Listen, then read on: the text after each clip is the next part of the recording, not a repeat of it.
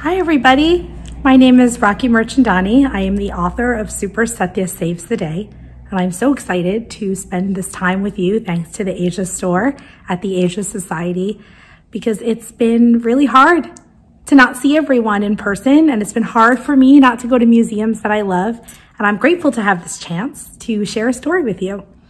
So as I said, I'm the author of Super Satya Saves the Day. This is my book. And sometimes when I do this in schools or in libraries, people will tell me, Raakhee, this woman looks a lot like you. And what I say to them is, you're right. That woman does look a lot like me, because that woman is me.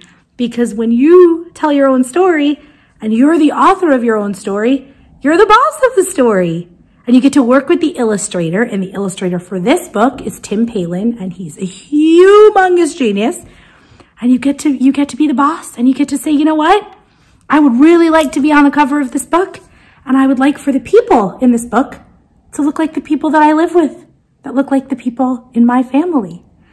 And so when I set out to write Super Satya Saves the Day, I really wanted to find a book where there was a little girl who kind of looked like my daughter, who is now 6, who was wearing a superhero costume.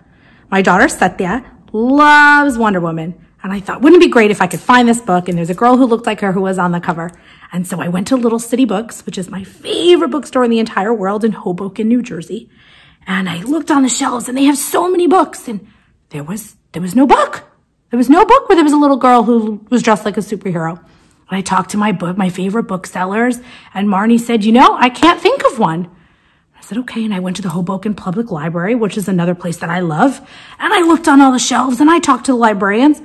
And there were none, 0 books. And so I went home, and I was feeling pretty bummed out. And I thought, well, I'm feeling pretty sad. And so I think maybe I'll write a story for Satya. And she'll probably like it because I'm her mom, and I'll put her name in the book, and it will be great. So I wrote the story. I wrote it on my phone when I would take the train to work. And I read the story to Satya.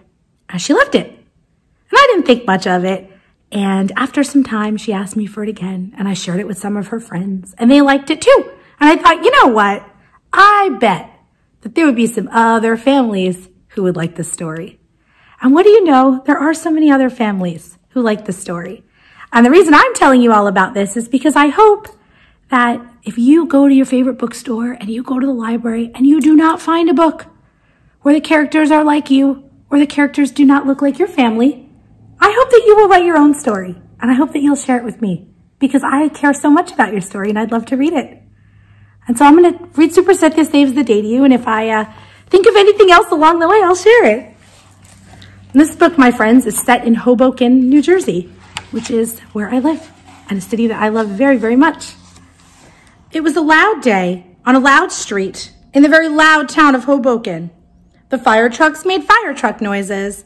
The police cars made police car noises, and the swings at Church Square Park were extra squeaky. And the knot in Super Satya's stomach felt super tight. How was she supposed to do all the things that superheroes do if her superhero cape was stuck at the dry cleaner? Have you ever had a cape stuck at the dry cleaner before? Me neither. Satya wished they could have picked the cape up on the way to school, but the dry cleaner was closed. Super Mama said she was super late to work, and they couldn't wait for the store to open. They did stop for coffee, though. They always stop for coffee. Mama says if she doesn't have any coffee, her head will explode. I love this page. This is my favorite page in the whole book because it has Little City Books and Tony Baloney's and Baking Mama, which are 3 places I live in Hoboken. Today is going to be the worst, Super Satya thought as they headed to school. All of her superhero powers were in the cape that Super Mama made for her, and there was just no way her super senses were going to work without it. At school, Miss Karina was teaching the class about communities. Satya was excited to build her own city, but she couldn't get the structures quite right. She knew it was because she always did her best thinking with her cape on her back. How do we think our friend is feeling here? Yeah, I think she's frustrated too. Satya slumped in her chair. Nothing was going right today. That's when she spotted Tanya, her friend Jahan's lost T-Rex. Tanya had been missing for days, and Jahan had been so super sad. Super Satya scooped Tanya up and ran over to Jahan, who hugged his pal Satya so tight, she felt some super breath leave her belly. Super Satya, you did it. You found her. You really are a hero, Jahan said. Not without a cape, Satya thought, as the class headed out for an afternoon walk. Outside, the boats were making boat noises and the birds were making bird noises. It was very loud. Suddenly, Super Satya heard a sound that didn't belong. It was a gentle whimper coming from somewhere near the grass. As she got closer, the noise got louder. A scared set of puppy eyes peeked out from behind the trash can. Don't worry, little friend, Super Satya whispered. We'll find your family. In the distance, a boy was holding a leash, running and shouting, Leo, Leo, come here, buddy. He looked just as scared as the dog. I think he's over here, Super Satya called to the boy. He looks really scared, and I heard him crying. His collar is too big for him, said the boy. Thank you for finding him. I love him so much, and I was really worried. You must have some super hearing to have heard his little cry with all this noise out here. Super Satya walked a little straighter on the way back to school. Her super eyes and ears seemed to work just fine without the cape. After school, Satya was missing her cape more than ever. Today was the day she had planned to conquer the tallest slide in Hoboken. But there was no way that was happening without her trusty cape. Forget it. How do you think she's feeling there? I think so too. I think she's sad and disappointed. But then Super Satya started thinking about the day. She thought about all the super things she'd done and all the friends she'd helped.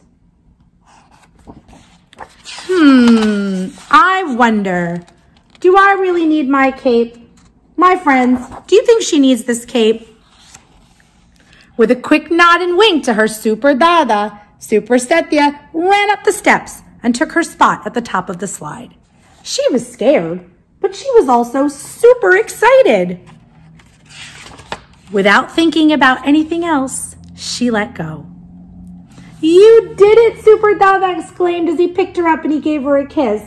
You really are super brave. On the way home, Super Dada and Super Satya stopped at the dry cleaner, just like Super Mama said they would. The cape was pressed and ready. Thanks, Mrs. Markowitz. You always take such good care of my cape, Satya said as she left the shop. Having her cape back sure felt great, Satya thought, as she draped it over her shoulders. But she knew her day was super because she was, and I want you to say it with me, Super Satya. And that's my book, friends. I hope that you enjoy the story. I know that I enjoyed taking this time to read to you. And I hope that we can all stay together and stay in touch. So you can follow the Asia Store on Instagram or on Facebook. You can shop at theasiastore.org.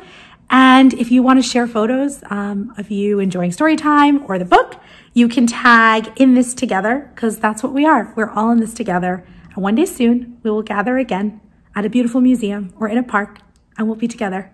Till then, be well, be healthy. I'm sending you much love from Hoboken. Bye.